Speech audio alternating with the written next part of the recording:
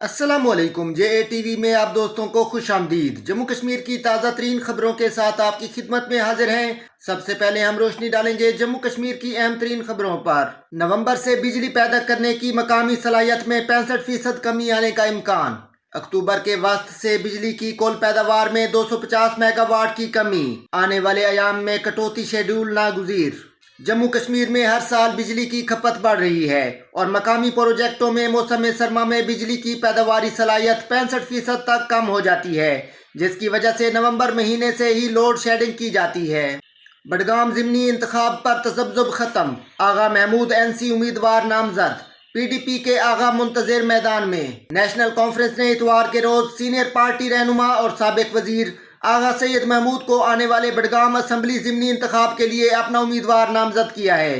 आज हम एक ऐसी खबर की गहराइयों में उतरने जा रहे हैं जो महज एक सरकारी ऐलान या समिति की सिफारिश नहीं है, बल्कि यह करोड़ों लोगों के दशकों के संघर्ष, उनकी उम्मीदों और उनके धैर्य की विजय गाथा का पहला अध्याय है।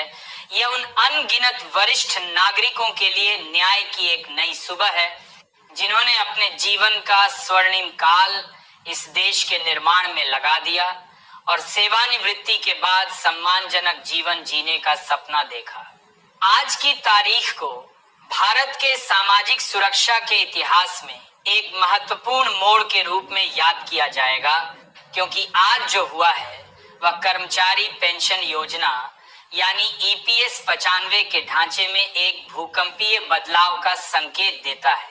यह एक ऐसा फैसला है जिसमें करोड़ों पेंशन धारकों और कर्मचारी भविष्य निधि संगठन ईपीएफओ के सदस्यों के मुरझाए चेहरों पर आत्मविश्वास और सम्मान की मुस्कान लौटाने की क्षमता है। आज हम आपको विस्तार से बताएंगे कि कैसे देश की सर्वोच्च पंचायत यानी संसद की एक शक्तिशाली और सम्मानित समिति ने इस दशकों पुराने गतिरोध को तोड़ने के लिए एक निर्णायक हस्तक्षेप किया है। समिति ने सरकार को केवल एक सुझाव नहीं दिया है, बल्कि एक स्पष्ट, समयबद्ध और दृढ़ दिशा निर्देश जारी किया है। एक ऐसा रोडमैप तैयार किया है जो न्यूनतम पेंशन की मौजूदा अपमानजनक राशि को एक सम्मानजनक स्तर तक ले जाने का मार्ग प्रशस्त कर रहा है।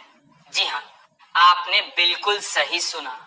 अब शायद वो दिन दूर नहीं जब 1,000 रुपए की न्यूनतम पेंशन इतिहास की किताबों का हिस्सा बन जाएगी और 7,500 रुपए तक की मासिक पेंशन एक ठोस हकीकत बन सकती है।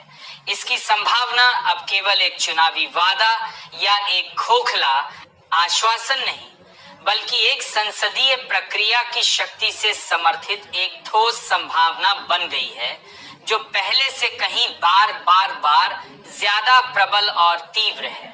लेकिन रुकिए, आज की सौगातों का सिलसिला सिर्फ यहीं तक सीमित नहीं है। इसके साथ ही देश के लगभग 7 करोड़ कर्मचारियों के भविष्य की निधि के संरक्षक कर्मचारी भविष्य निधि संगठन यानी ईपीएफओ ने भी अपनी कार्य प्रणाली में 5 ऐसे क्रांतिकारी और युग परिवर्तनकारी बदलावों को लागू किया है, जिनका सीधा, सकारात्मक और तत्काल प्रभाव आपकी जेब पर, आपके भविष्य पर और आपकी वित्तीय सुरक्षा की नींव पर पड़ने वाला है। ये बदलाव आपके प्रोविडेंट फंड पीएफ खाते को पुरानी व्यवस्था की जटिलताओं और लाल फीता शाही से मुक्त करके उसे पहले से कहीं ज्यादा सुरक्षित, सुलभ, पारदर्शी और फायदेमंद बनाने जा रहे हैं। तो हमारे साथ इस विश्लेषण के अंत तक बने रहिए, क्योंकि इस रिपोर्ट का हर एक क्षण, हर एक शब्द आपके लिए एक सुनहरी और महत्वपूर्ण जानकारी लेकर आया है। हम आपके साथ आज का सबसे ताजा संसदीय बयान, केंद्र सरकार द्वारा इस पर की गई नवीनतम कार्यवाही और आज का ही सबसे बड़ा अपडेट पूरी गहराई के साथ साझा कर रहे हैं। तो चलिए सबसे पहले उस सबसे बड़े सवाल का जवाब तलाशते हैं जो आज हर पेंशन भोगी, हर सेवानिवृत्त कर्मचारी के मन में एक उम्मीद की लहर बनकर उठ रहा है। क्या अब न्यूनतम पेंशन वाकई बढ़ाकर 7,500 रुपए होने जा रही है।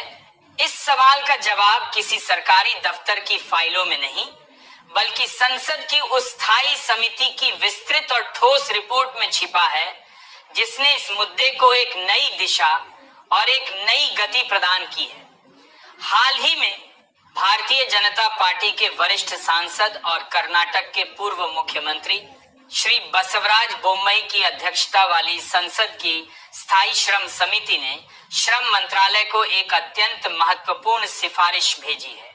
समिति ने स्पष्ट और कड़े शब्दों में कहा है कि कर्मचारी पेंशन योजना यानी ईपीएस 95 का एक स्वतंत्र, निष्पक्ष और विशेषज्ञ तीसरे पक्ष द्वारा संपूर्ण मूल्यांकन कराया जाए। नवंबर से बिजली पैदा करने की मकामी सलाहियत में 65% कमी आने का इम्कान। अक्टूबर के वस्त से बिजली की कुल पैदावार में 250 मेगावाट की कमी। आने वाले अयाम में कटौती शेड्यूल नागुज़ीर। जम्मू कश्मीर में हर साल बिजली की खपत बढ़ रही है और मकामी प्रोजेक्टों में मौसम सरमा में बिजली की पैदावारी सलाहियत 65% तक कम हो जाती है, जिसकी वजह से नवंबर महीने से ही लोड शेडिंग की जाती है।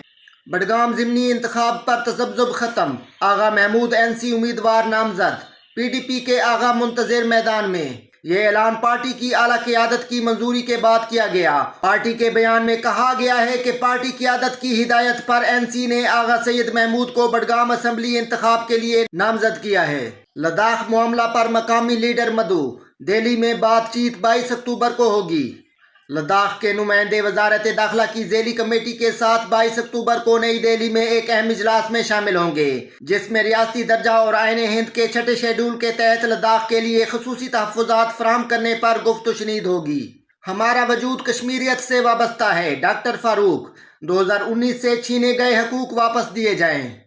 नेशनल कॉन्फ्रेंस के सदर डॉक्टर फारूक अब्दुल्ला ने कहा है कि जम्मू कश्मीर की वहादत, इनफरादियत और शनाख्त की मिशल को फरोजा रखना नेशनल कॉन्फ्रेंस के बुनियादी एजेंडे का हिस्सा है। उन्होंने जोर देकर कहा है कि जम्मू कश्मीर को वो तमाम हकूक वापस दिए जाएं जो 2019 के बाद छीन लिए गए थे। डॉक्टर फारूक ने कहा है कि नेशनल कॉन्फ्रेंस ने अपने बानी मरहूम शेख मोहम्मद अब्दुल्ला की क़यादत में नाइंसाफियों के खिलाफ एक तारीखी तहरीक शुरू की थी, जिसके नतीजे में जम्मू कश्मीर के अवाम को आइनी और जमहूरी हकूक हासिल हुए।